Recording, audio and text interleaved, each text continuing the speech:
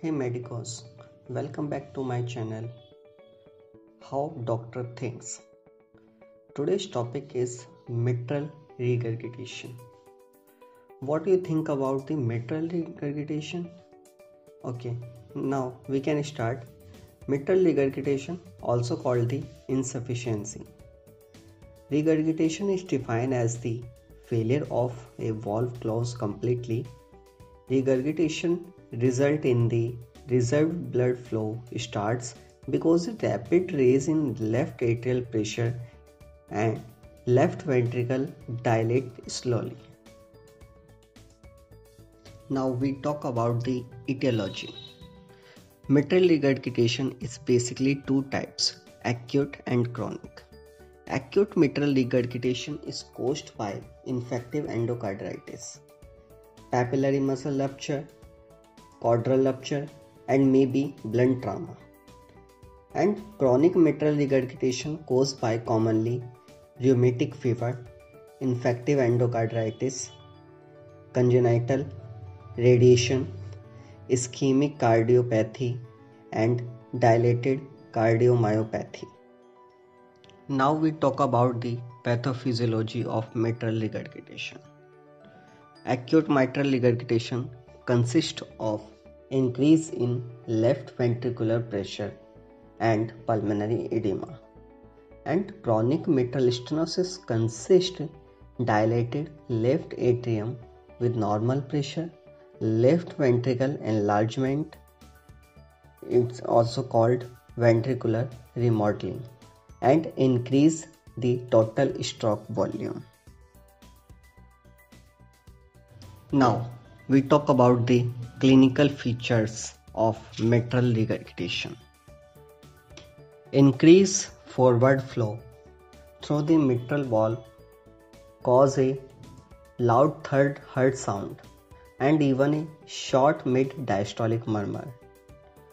Chronic mild to moderate mitral regurgitation usually is asymptomatic, and chronic mitral regurgitation leads to fatigue, excretion, dyspnea, and orthopnea.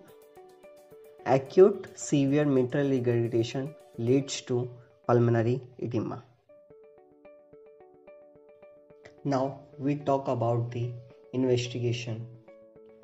Atrial fibrillation is common. ECG shows left ventricle enlargement, right atrium enlargement, and atrial fibrillation is frequently associated. Echocardiography (echo).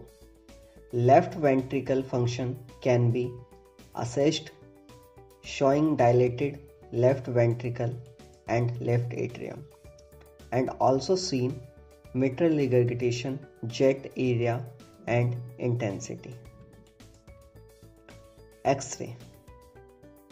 X-ray showing the left atrium enlargement on left heart border, also showing the calcification of mitral annulus, pulmonary edema, and pulmonary venous congestion.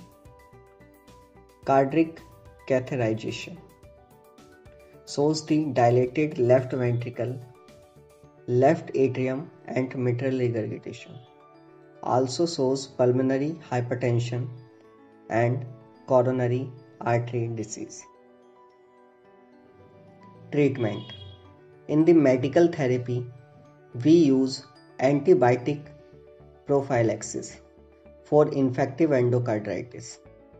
For the atrial fibrillation, we can use warfarin or direct acting anticoagulants.